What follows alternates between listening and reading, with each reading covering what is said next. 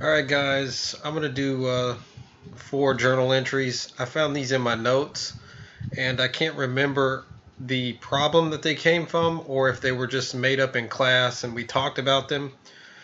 So I'm going to just make a little video and talk about these different journal entries. Um, the first one's to record a sale on credit. The second one is a collection of credit sale with a discount. The third one is a write-off of an uncollectible account, and the fourth one is 2 entries to reinstate a previous write-off when it's collected. So the first one we've done previously, sale on credit. You just debit accounts receivable.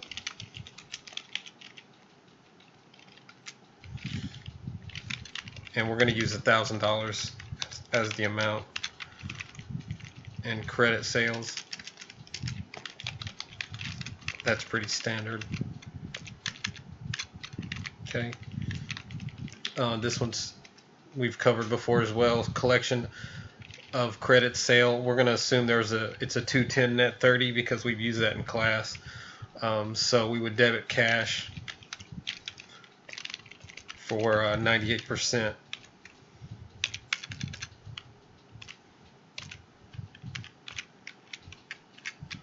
And then debit sales discount for the other $20. And credit the accounts receivable for the full amount.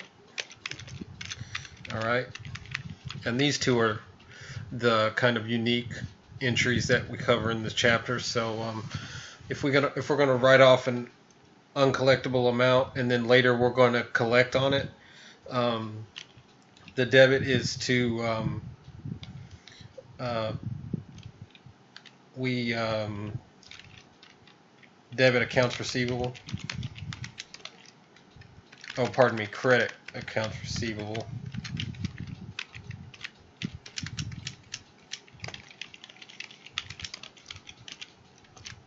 A specific customer.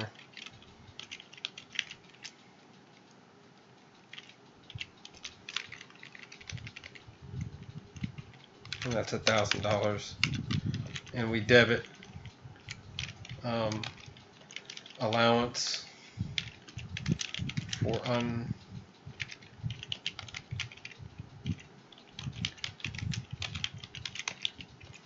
for uncollectible accounts, 1,000.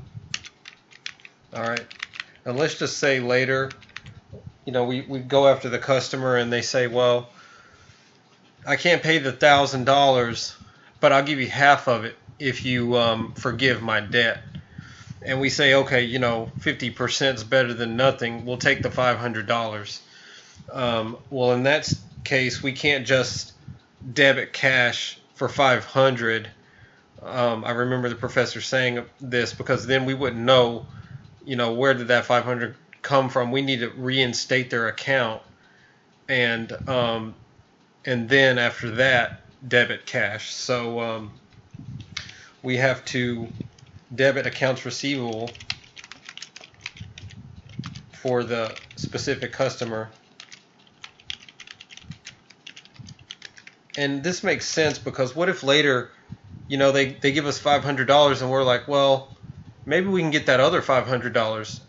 If we reinstate that accounts receivable, we know that it used to be 1,000 and now we're going to debit it for 500. So we know what we got from them and what we started if we reinstate that account. If we don't reinstate the account and we send it straight to cash, there's no chance of us ever getting any more money or getting that full 1,000 that they owed us. So this just makes logical sense. So we debit the accounts receivable for 500, and then we credit allowance for uncollectible accounts. Okay, 500. All right, so now we got that accounts receivable, and we can collect cash on it. So debit cash, 500, and credit the accounts receivable.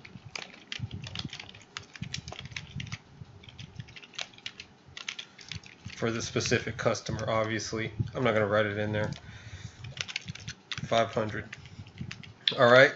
So we did this in class, and once again, I couldn't find the example in the book that it came from. I think we just talked about it generally, but if it did come from somewhere in the book, please message me and let me know which example, and I'll actually include that in the video so that way we can follow along from the example in the book. But anyway, I want to show the solutions just to make sure I got all the debits and credits correct and the account titles correct. So let's unhide this and take a look and compare. Sale on credit, accounts receivable, sales. Oh, sale on credit, that's just the actual title of what it is, accounts receivable, sales. And then for the collection of credit sales,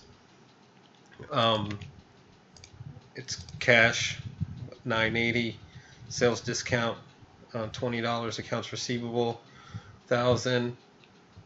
So to write off an uncollectible account, allowance for uncollectible accounts, allowance for uncollectible accounts, $1,000, accounts receivable, specific customer, $1,000, and then the 2 entries. This is the really unique part.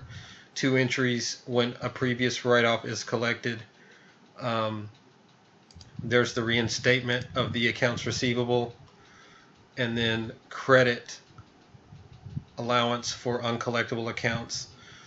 And that makes sense because here we debited it, right, when we had an uncollectible, and now we're going to offset that with a credit so that this goes on our balance sheet, I believe. So we're going to have to credit it here to offset that, the 500, and then we actually collect on the account, and we debit cash and credit accounts receivable. So those are the final journal entries that we talked about in class. Once again, I don't remember from where they came from, but I know it was an emphasis in class, so I'm sure this will show up on the test. So you'll be prepared. Good luck, and I hope this helped.